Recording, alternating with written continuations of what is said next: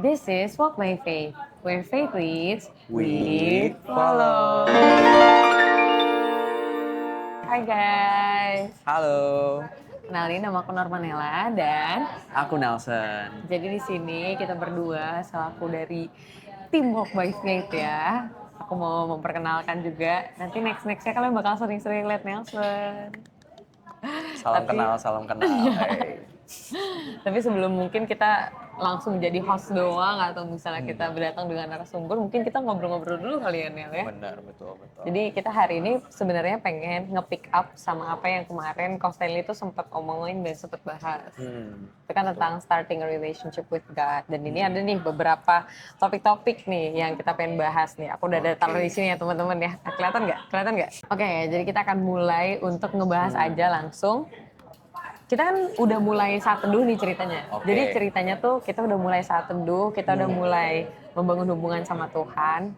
Nah, sekarang kita mau tahu nih step by step-nya, mulai dari saat teduh itu how to do saat teduh sama How to do bagaimana caranya supaya kita tuh terus berkembang gitu dalam saat teduh kita sendiri pribadi secara diri sendiri dengan Tuhan. Mungkin dimulai dari kamu dulu. Oke, kalau misalnya dari aku pribadi sih ya, saat teduh how to-nya aku itu adalah selalu memulai dengan doa. Karena sesimpel kita itu, kalau misalnya kita namanya mulai hubungan gitu ya, ya kita gak usah mikir yang susah-susah. Bangun hubungan sama Tuhan tuh gimana sih? Bangun hubungan sama Tuhan tuh gimana sih? Sebenarnya sesimpel sama membangun hubungan sama sesama. Kayak misal aku sama Cenela gitu. Gak ada yang namanya misal kita baru kenal nih. Terus kita langsung kayak, Tuhan, aku boleh gak minta apa suatu hari ini? Kayaknya aku agak gimana gitu rasanya. Mulai dengan doa, karena doa itu adalah kunci kita berkomunikasi dengan Tuhan. Ya. Kita say hello dulu ke Tuhan. Kita berterima kasih dulu Bener, sama berterima Tuhan. kasih dulu, Ya. kita mengucap syukur dulu sama Tuhan. Bahkan kadang, dan aku pribadi sendiri kadang aku bakal kayak say hello dulu. Halo Tuhan, halo Bapa. Izinkan aku untuk kembali lagi ya ke hadirat. Ya sesimpel hal-hal seperti itu sih yang mengizinkan kita tuh benar-benar dekat untuk membangun hubungan yang personal sama Tuhan. Karena Iya. Tuhan itu personal. Betul, aku Itu setuju. sih. Dan setelah itu ya kembali ke pujian dan penyembahan. Kadang mungkin ada yang merasa kayak, oh apa aku baca Alkitab, kalau ya baca Alkitab aja kan sama aja nih kayak mengenal Tuhan. Kayak itu isi journey-nya Tuhan gitu. Tapi ya saat teduh dengan pujian dan penyembahan itu sangat-sangat penting. Karena musik, lagu itu adalah yang menghubungkan aku banget sama Tuhan di situ. Dimana aku benar-benar bisa merasakan hadirat Tuhan di situ. Aku benar-benar bisa rasain diayomi sama Tuhan di situ. Dan juga jangan lu melupakan lagi ruang doamu di dalam saat teduhmu. Iya. Karena kamu udah bangun nih, momen personalmu sama Tuhan. Ibaratnya kamu udah sapa-sapaan nih, udah deket. Nah itu saatnya kamu, ya bolehlah mulai ngobrol yang lebih dalam lagi. Deep Betul. talk gak mulai dalam 1 detik loh teman-teman. Kita Iya. deep talk tuh ya butuh waktu. Ada momen kadang kita nunggu agak malam tuh waktunya deep talk. Nah ibaratnya gitu, kita butuh waktu pelan-pelan. Iya, itu setuju sih. Terus baru setelahnya kita mulai dengan ya baca firman. Kenapa sih? Kan kita udah ngobrol sama Tuhan secara pribadi, kenapa harus baca firman? Iya. Karena penting. iya, karena kita harus tahu apa yang pengen Tuhan katakan. Tidak ada kata-kata Tuhan yang sia-sia di situ. Betul. Jadi ya kalau misalnya kita mau kenal orang, kita mau kenal sama orang, kita mau dekat sama orang nih. Hal-hal yang kita nggak pengen tahu aja kita pengen tahu. Apalagi kalau sama Tuhan. Iya. Itu sih kalau bisa dari. Oke. Itu bener sih, jujur. Saat teduh tuh harus dimulai dari, menurut aku ada tiga komponen. Itu yang pertama itu adalah doa, pujian penyembahan, kemudian dilanjut dengan baca firman kan. Dan aku mau nge-highlight, sebenarnya itu banyak orang yang mempertanyakan kayak seberapa banyak, seberapa lama, seberapa sering gitu loh kita berdoa, pujian penyembahan, baca Alkitab. Menurut aku orang-orang tuh terlalu banyak mikirin kuantitinya atau quality-nya, tapi nggak mikirin connection-nya. Betul. Sebenarnya utamanya tuh di atas itu semua, di atas quality sama di atas quantity, bukan berarti itu nggak penting ya. Tapi di atas itu adalah connection, menurut aku. Betul. Mungkin kalau misalnya kita tuh berada di posisi dimana kita baru mulai saat teduh, mungkin quantity kita beda sama orang-orang yang udah setiap hari gitu. Betul. Tapi again, Tuhan itu personal. Apa yang dialami seseorang belum tentu orang lain tuh harus sama persis gitu. Benar. Jadi kayak misalnya mau masalah doa gitu. Ada orang yang bisa berdoa 3 jam gitu, berturut-turut tanpa berhenti gitu. Tapi ada juga kan orang-orang yang baru mulai berdoa. Mereka masih bingung kata-katanya. Mungkin mereka masih belajar gitu. How to pray. Atau bahkan mereka bingung untuk memulainya tuh kayak gimana. Yaitu mungkin mereka baru bisa setengah jam atau mungkin baru 15 menit gitu. Mereka pun udah kehabisan kata-kata. Tapi it doesn't matter how long. Tapi it matters how how you want to connect with God. Betul. Karena kayak how to-nya itu jangan mikirin kayak oh quantity aku kurang, nggak kayak Nelson misalnya. Aku nggak kayak Nelson bisa 3 jam gitu kan, full saat duduk doang dan dia nggak terganggu sama HP dan lain sebagainya. Aku masih suka ke distract, aku masih bingung bahasnya apa misalnya kayak gitu ya, ada problem-problem seperti itu. Tapi utamanya itu yang pertama adalah connection. Betul. Terus quality and quantity itu bukan berarti setelah ngomongin connection, quality and quantity itu bisa dibuang gitu aja.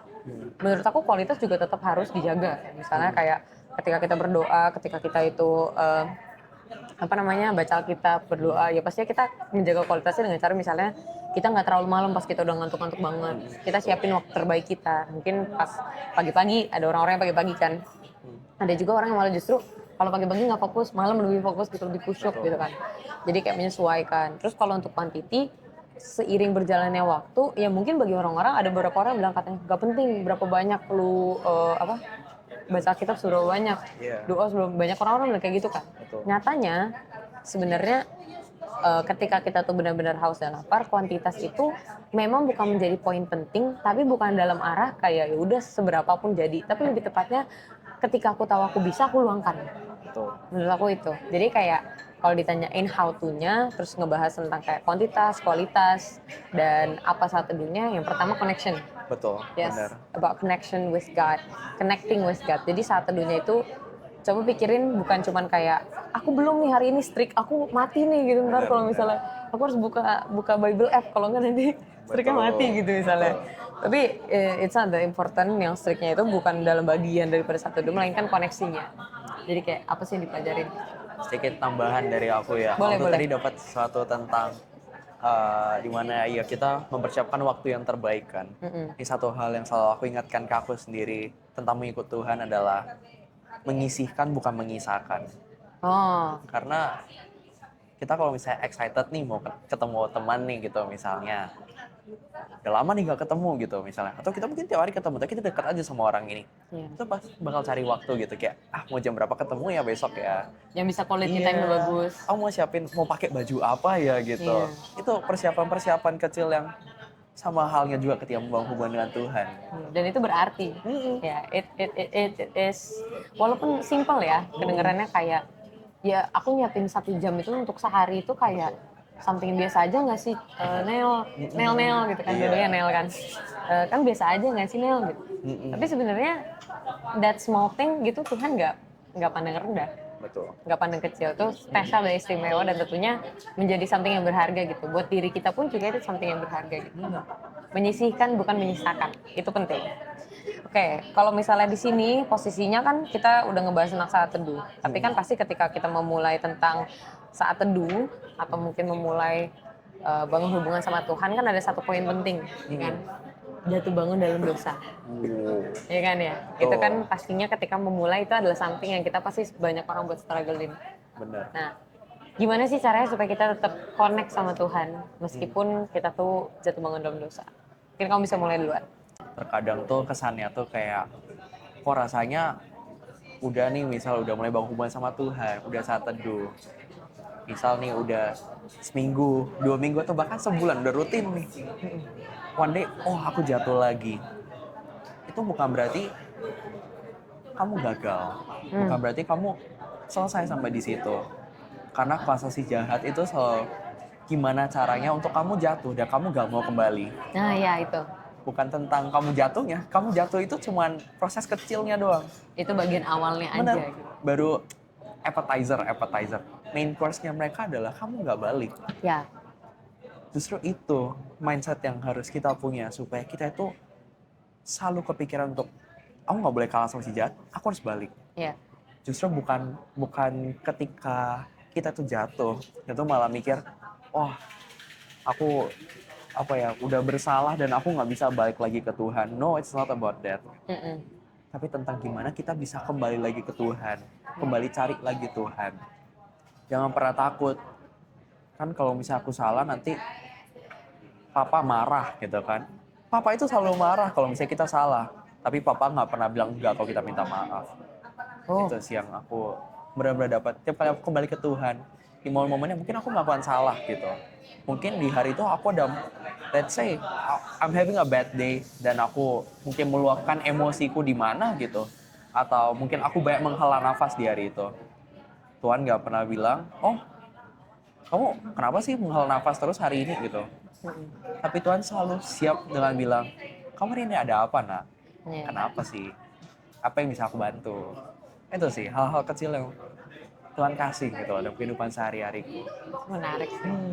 Aku suka sih perumpamaan kayak ya pasti akan marah, pasti akan sedih, pasti akan ada rasa hati yang terluka gitu loh kalau misalnya kita jatuh dalam dosa. Tapi Tuhan itu tidak akan ketika kita jatuh dalam dosa itu ketika kita kembali nggak mungkin menolak gitu. Betul. Jadi ketika kita tuh lihatnya dari posisi ini ya, aku tuh selalu ngelihatnya jatuh dalam dosa itu bukanlah sesuatu hal yang ketika kita udah terjadi kepada kita, ketika kita tuh udah saat teduh, udah kembali pada Tuhan, itu kita reset ulang dari awal lagi. Menurut aku, justru dengan kita tuh udah bangun hubungan sama Tuhan, kita tahu bagaimana cara menghadapi ketika kita tuh jatuh, dan juga menghindari supaya kita nggak jatuh lagi. Jadi jangan berhenti. Menurut aku yang pertama dan terutama itu ketika kita tuh udah membangun hubungan sama Tuhan, tapi terus jatuh dalam dosa, menurut aku hal pertama yang dilakukan adalah jangan berhenti bersaat teduh. Betul. Jangan berhenti berdoa, jangan berhenti baca firman, jangan berhenti mendekatkan diri pada Tuhan. Kenapa? Karena menurut aku itulah penguatan buat semakin dekat sama Tuhan. Dan penguatan untuk kita tuh menghindari namanya dosa. Jatuh bangun dalam dosa merupakan tantangan yang cukup besar bagi semua orang. Karena perlu kita ingat, dosa kecil, dosa besar itu semuanya sama aja, sama-sama dosa. Sama-sama dosa.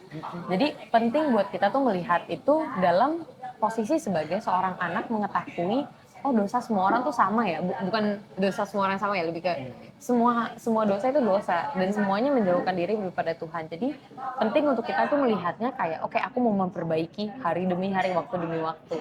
Aku ada cerita juga.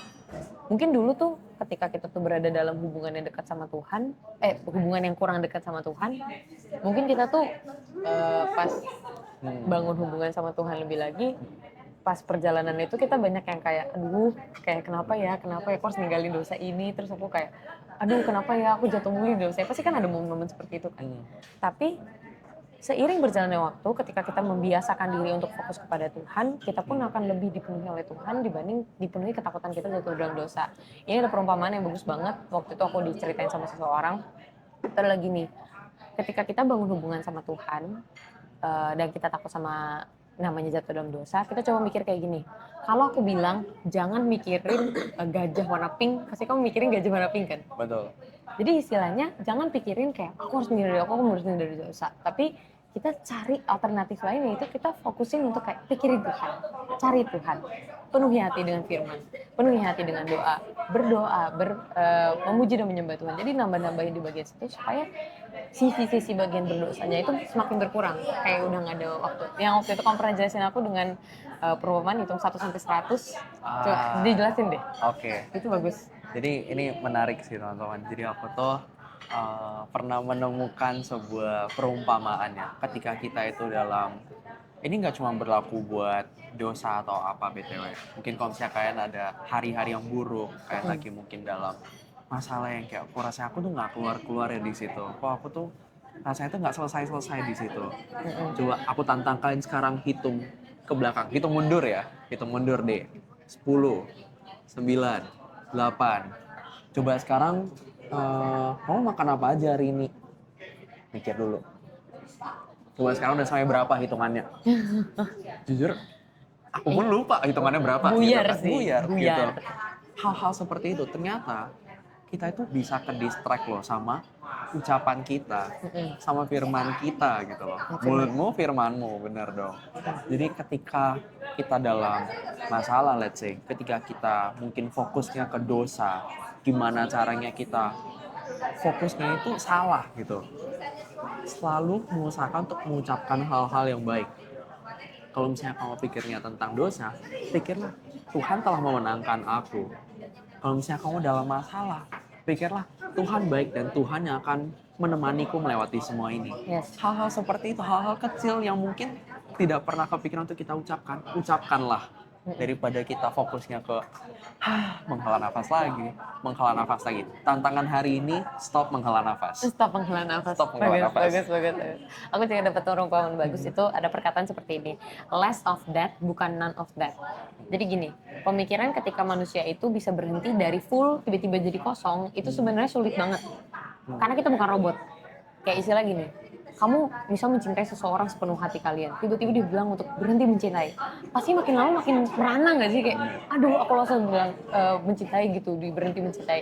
Nah, cara yang paling tepat untuk kita menuju none of that atau tidak sama sekali, itu kita kurangin sedikit demi sedikit.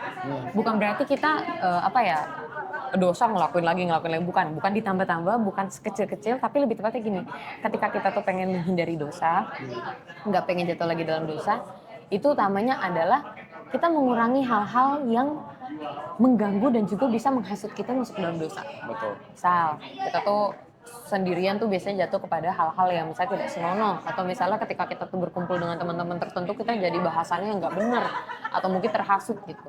Mungkin kita mulai kurang-kurangin dan mulai dengan perlahan-lahan kayak take back kendali hidup kita gitu kepada diri kita sendiri dan kembalikan kepada Tuhan, dengan artian kayak misalnya kita menghindari teman-teman dengan circle-circle yang toksik, kita berhenti untuk kayak sendirian dan tidak berteduh, kita doain tempat-tempat yang biasa kita tuh sendirian dan gelap-gelapan gitu, misalnya tempat tidur kan, kita doain gitu. Jadi kita kurangi sifat-sifat yang tidak baik, hal-hal yang menghasut, hal-hal yang menjatuhkan kita kurang-kurangi, hingga satu saat kekurangan itu bisa menghasilkan tidak sama sekali. Betul.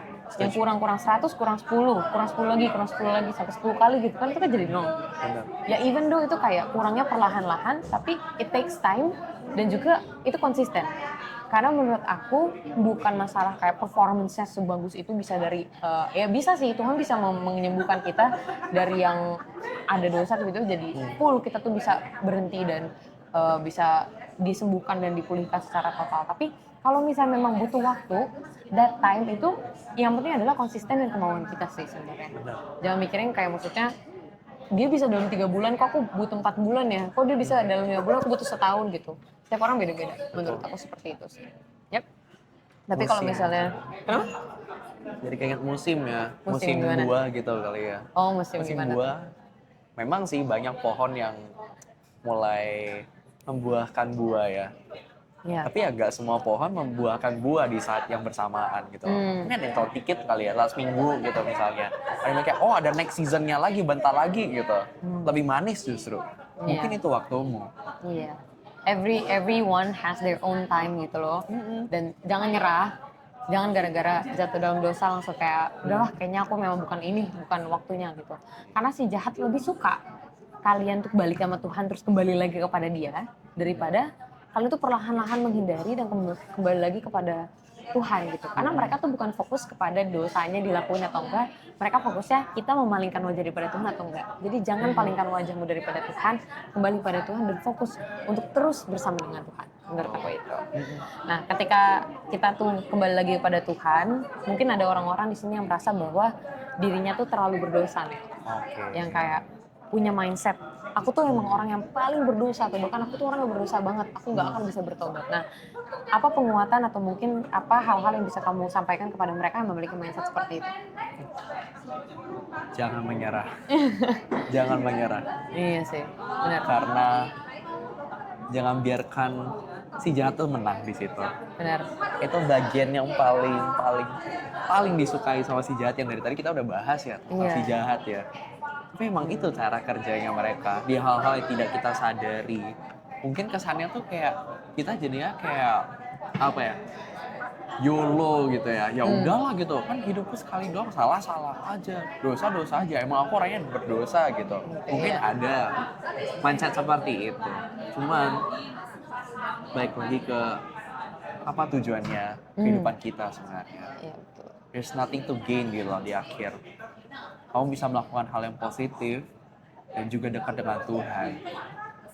Jadi kenapa harus melakukan hal yang sebaliknya? Ya. Dan jangan jangan sampai loh kita itu merasa kita itu adalah orang-orang yang hopeless.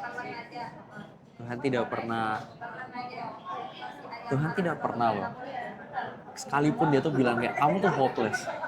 Tuhan nggak pernah sekalipun ya kita ya ingat-ingat lagi Saulus saja Tuhan ubahkan jadi Paulus. Ya. Kita nggak mungkin kita di saat itu nggak mungkin kita sekarang nggak lebih jahat dari Saulus di masa itu. Jadi kenapa Tuhan menggunakan Saulus di masa itu? Baik lagi ke baca Alkitab ya. Iya. Baik lagi ke baca Alkitab. Kenapa Tuhan pakai Saulus? Itu untuk membuktikan bahwa Tuhan bisa memakai orang yang sekalipun kelihatannya hopeless di masa itu. Kelihatannya udah nggak ada tolong, nggak ada yang bisa ditolong. Tapi Tuhan tetap memakai. Kenapa? It's for you. Gitu. Itu untukmu. Kalau misalnya kamu merasa hari ini aku udah nggak tertolong, ingat bahwa tidak ada yang nggak bisa Tuhan tolong. Kembali ke pilihan awal.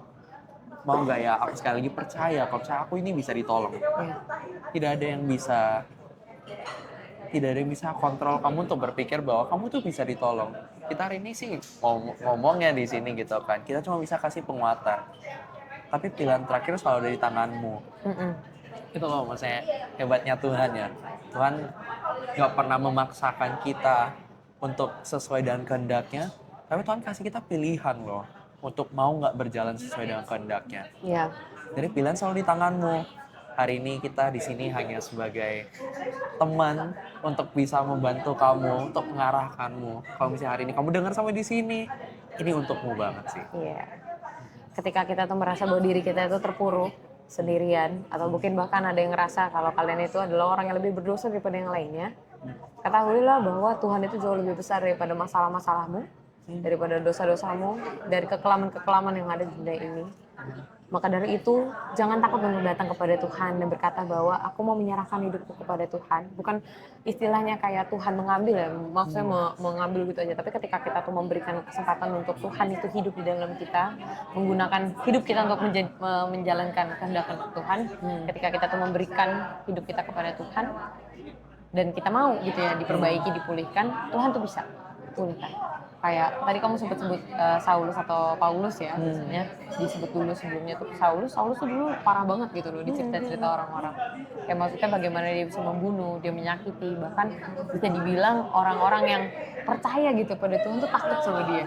Tapi Tuhan bisa ubahkan sebegitunya gitu ya, sehingga bisa menjadi seseorang yang sangat mempengaruhi kota-kota, bangsa-bangsa itu untuk kembali lagi kepada Tuhan. Berarti God can use anyone. God can use you, use me, use you, use anyone here in this world, despite of everything that has happened in their life. Tapi pertanyaannya adalah, maukah kita secara pribadi mau dipakai sama Tuhan? Dan dari kitanya juga, kalau misalnya kita udah merasa bahwa aku tuh nggak bakal bisa bertobat, nggak bakal bisa ini, kalau misalnya ada pemikiran-pemikiran seperti itu, perlu diingat, ucapan itu adalah doa. Betul. Jangan sampai itu diimani, jangan sampai kamu yang percayai, jangan sampai itu menjadi something yang menentukan bagaimana kalian menjalani kehidupan. Jadi misalnya udah punya pemikiran itu, akhirnya ngelakuin dosa, terus gak pernah mau balik lagi sama Tuhan. Jangan sampai itu terjadi. Karena God really loves us dan mau untuk kita tuh kembali kepada pelukannya gitu. Mau kita semua mau dipeluk dan mau disayang sama Tuhan. Tuhan mau terima semuanya gitu. Jadi jangan sampai kita semakin menjauh daripada Tuhan, karena perjalanan untuk mendekat sama Tuhan itu kan harus menanggalkan banyak hal ya. Benar. Dan membawa banyak, memikul salib gitu ya. It takes bravery, courage, itu takes time juga. Jadi aku sih mau menyarankan bersabar ya, mungkin ya, bersabar, kuatkan hati, dan juga yang paling penting adalah senderkan hatimu dan juga segala kehidupanmu itu kepada Tuhan dan bukan kepada pemikiran kita sendiri. Karena pemikiran itu bisa mengelabui, pemikiran itu bisa bikin skenario-skenario aneh, tapi Tuhan itu pasti dan memiliki janji yang selalu akan ditepati, dan pastinya itu nggak akan pernah berubah. Sekarang, kemarin, besok, sampai selama-lamanya Tuhan itu tidak akan berubah. Jadi kita senderkan hati kita tuh kepada Tuhan. Dan tadi kan sempat sebut gitu ya, masalah merasa sendiri gitu. Mungkin aku mau sekalian juga kayak ngebahas tentang pentingnya komunitas kali ya, Nel ya. Menarik. Sebenarnya. Jadi kayak waktu itu ada yang pernah nanya sama aku, kayak aku tuh saat teduh, aku tuh punya rutin aku sendiri untuk mendekatkan diri sama Tuhan. Terus kira-kira what more can I do gitu ya. And then aku tuh menyarankan gimana kalau kamu cari komunitas yang bisa membangun kamu untuk lebih dekat sama Tuhan. It's very important. Dan ini mungkin dari aku dulu kali ya. Oke. Aku bisa bilang komunitas itu harus consist of two things yang utamanya dulu ya. Oke. Pertama itu adalah tempat di mana kita tuh bisa sama-sama berkembang menjadi pribadi yang semakin serupa dan segambar dengan Tuhan. Dan kita tuh bekerja untuk semakin mengerjakan amanat agung Tuhan, dan tentunya kita tuh memiliki hati yang mengarahnya kepada Tuhan. Itu penting yang pertama. Dan kedua, kita tuh bisa berkembang untuk kita tuh dipimpin dan kita jadi pemimpin. Jadi menurut aku naungan komunitas itu penting untuk kita tuh bukan cuma bergerak secara sendiri dan bukan cuma untuk akunya gimana, akunya seperti apa, tapi bukan cuma masalah akunya tapi bisa juga ke orang-orang sekitar. Betul. Gitu. Jadi menurut aku komunitas itu penting because we can grow not alone tapi together first of all, dan juga kalau misalnya ada apa-apa you have someone yang kamu bisa someone to talk to ya, kalau bisa dibilang kayak Betul. talk to who ya, kalau misalnya untuk di komunitas ini you can talk to someone and you can ask them pandangan-pandangan tertentu tapi yang memiliki fundamental bersama dengan Tuhan. Benar. Menurut aku penting. Kenapa? Karena banyak banget kan sebenarnya segala hal itu ada hubungannya dengan kaitannya dengan Tuhan. Betul.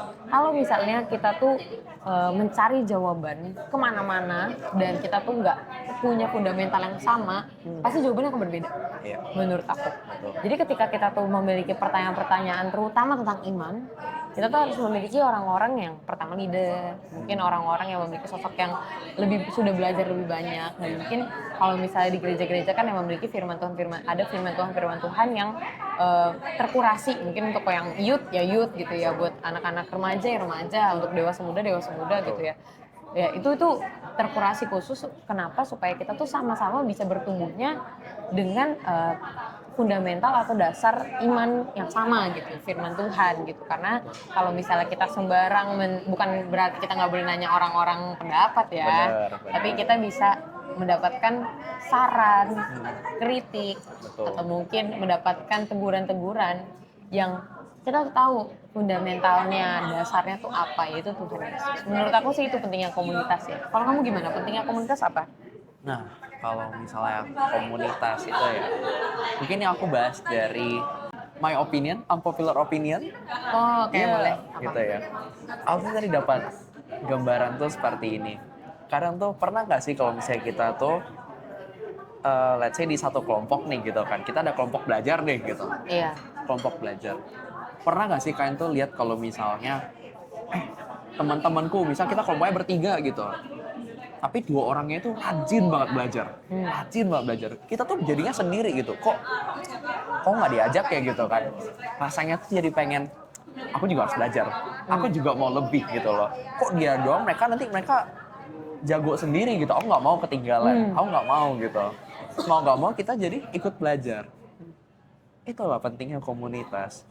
Ketika kita dikelilingi sama orang-orang yang benar-benar dekat sama Tuhan. Kita tuh dalam tanda kutipnya membangun FOMO-nya atas Tuhan. Itu FOMO yang bagus gitu loh, daripada kita FOMO-FOMO yang hal-hal lain yang mungkin sebenarnya tidak membangun hal-hal yang positif dalam kehidupan kita. Ya, hal-hal seperti itu yang hanya bisa terjadi dalam komunitas yang baik dan yang punya fondasi dalam Tuhan tentunya. Iya. Kita membangun FOMO atas Tuhan, kita jadi belajar untuk mendekatkan diri sama Tuhan. Kita jadi FOMO, misal kita dengar teman kita kayak, wah aku dapat ini semalam dari saat teduhku dari Tuhan. Kita jadi mikir kayak, kok dia bisa ya dapat sesuatu gitu dari Tuhan. Aku jadi pengen dong saat teduhku tuh bisa dapat sesuatu dari Tuhan. Kita jadi belajar, kita jadi tahu, kita saat teduh, kita harus tahu lebih, kita harus tahu cara kita untuk merenungkan firman, bukan hanya membaca firman, bukan hanya sesimpel, aku udah baca, aku udah absen gitu, bukan selesai sampai di situ gitu. Sama aku juga dapat perumpamaan ya kemarin ya, perumpamaan banget. Ini sebenarnya sesuatu yang baru aku kepikiran banget juga gitu. Mengikut komunitas itu ibarat kayak kita tuh ikut lomba lari, tapi lomba larinya tuh yang kakinya itu diikat gitu. Oh, yang barengan kayak gini, yang Iya, yang three-legged barengan, jadi race. kayak ya kayak gitu. Tapi ya mungkin ini versi mungkin ya let's say di 5 orang, 7 orang, 8 orang, 10 orang sekalipun. Kalau misalnya namanya juga lomba gitu kan, artinya kita harus adu cepat dong, masa mau lomba-lombatan gitu Iya. kan. Adu cepat, jalan nih, semuanya jalan cepat nih, jalan cepat. Kamu capek sendiri nih, aduh guys tolong, tunggu aku gitu. Pasti ya kita mau menang dong, semuanya cepat. Kamu mau nggak mau ikut apa? Ikut jalan cepat terus. Itu loh pentingnya komunitas itu untuk membawa kamu semakin maju, bukan semakin mundur. Iya. Dari komunitas yang tepat itu penting. Iya. Terus selain daripada itu, kalau misalnya amit-amit nih capek, kita kepental deh jatuh gitu kan. Percayalah kalau misalnya kamu 10 orang, satu orang jatuh di tengah, 9 orang itu masih kuat untuk menahanmu. Kalau misalnya kamu jatuh, kamu tuh ibaratnya masih keseret gitu loh, keseret. Iya. Kelihatannya kamu jatuh, tapi secara tidak sadar kamu tuh masih maju. Iya. Walaupun mungkin progresnya kelihatannya lebih lambat, tapi kamu at least kamu masih dalam track, kamu maju, kamu masih jalan. Dan itu merusak plannya si iblis. Iya. Baik lagi ke si jahat Betul. gitu. Jadi ya baik lagi hanya komunitas yang tepat. Ya komunitas itu baik lagi ya carilah komunitas yang mendekatkan kita ke Tuhan. Iya. Jangan sampai kita masuk ke dalam komunitas yang justru menjauhkan kita dari Tuhan. Karena ya sepenting itu loh sekitar kita. Kalau kamu menjadi api, berdirilah di tengah-tengah api. Kalau misalnya kamu mau jadi gelap, ya udah kamu sendiri api dan semuanya gelap. Percayalah, kalau misalnya kamu sendiri api dan sekeliling gelap, gelap itu semakin makin gelapnya. Ya dong, kalau misalnya lampunya semakin terang memang, tapi gelapnya juga kalau semakin gelap identiknya apa? Semakin dingin. Semakin dingin ya api juga semakin nggak tahan. Iya. Seperti itu sih. Mungkin juga sekalian tambahan satu aja lagi ya sebelum kita mengakhiri sebenarnya. Kalau misalnya kita tuh berada di sekitar kita tuh, mungkin kalau di sekitar kita orang-orangnya nggak percaya sama Tuhan. Ketika kita tuh sekuat-kuat apapun kita, mungkin ada momen-momen di mana ketika kita sedih, lengah, kita akan mendapatkan dukungan-dukungan yang memang bukan memiliki dasar seperti firman Tuhan, which is okay gitu loh, dukungan-dukungan kayak misalnya aku mau ngerjain tes gitu kan ya, ya sebenarnya mungkin teman-teman kita bilang semangat, ya itu oke dong. Tapi ketika sudah menyangkutkan kepada kehidupan pribadi, pasangan hidup, masalah-masalah pilihan-pilihan besar, ketika kita tuh datang kepada orang-orang yang memiliki fundamental berbeda, hasil yang kita inginkan mungkin juga bisa beda. Betul. Kalau misalnya kita tuh berada dalam komunitas di mana saling mendukung, saling membangun, dan memiliki fundamental yang sama, memiliki dasar bersama dengan firman Tuhan, mengikuti firman Tuhan dengan kuat gitu ya. Itu ketika kita tuh bersama dengan mereka, bahasanya pun, akhirannya pun, itu akan kembali lagi kemana? Ke dasar. Betul. Dan menurut aku, pentingnya komunitas ini, aku sempat ngebahasin sama temen aku, dan menurut aku gini, kalau misalnya kita tuh pengen menjadi terang buat orang lain, kita juga harus siap, kita juga harus terbiasa untuk orang lain tuh menjadi terang buat kita. Betul. Kita nggak bisa buat jadi terangnya tuh buat orang lain, tapi kita nggak juga mendapatkan dukungan daripada itu. Ya Tuhan pasti mendukung ya jelas, tapi kita juga harus punya orang-orang di sekitar kita yang ketika kita lengah ada yang bisa bangkitin kita. Betul. Karena banyak orang yang bilang katanya yang membanding-bandingkannya, tapi Tuhan bisa kok sendirian. Ya kita bukan Tuhan masalahnya. Benar. Kita tuh manusia biasa gitu ya, gampang Harus sadar kehasut ya. Harus sadar kita loh ya orang-orang yang mudah buat terhasut, mudah buat jatuh dalam dosa. Jadi penting dari kita dan juga sesama manusia itu saling mendukung, dan tentunya kalau misalnya kita punya dasar di dalam Kristus ya kita sama-sama juga cari teman-teman dan cari komunitas yang bisa mendekatkan diri sama Tuhan dan juga menguatkan kita dekat sama Tuhan. Mungkin itu aja sih ya dari bahasan kali ini. Ada summary kali ya. Ada summary, boleh kalau misalnya kamu mau summary. Sebenarnya lebih ke pengen kasih reminder sih sebenarnya. Sebenarnya aku pengen kasih perumpamaan terakhir deh. Tadi kayak asik banget ya perumpamaannya. Iya. Ya, kalau misalnya naik gunung kan capek ya. Iya. Semakin ke atas, oksigennya semakin dikit. Naik gunung kalian masa gak bawa apa-apa? Pasti bawa barang dong, perlengkapan. Bawa ya pakai bajunya juga yang bajunya tebel. Artinya apa? Berat. Berat banget. Kalau misalnya kayak dari momen-momen kalian merasa hari itu berat banget. Hari-hari itu berat banget.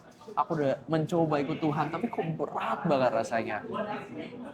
Jangan lupa, kalau misalnya naik gunung, kalau misalnya semakin berat itu artinya kamu semakin dekat.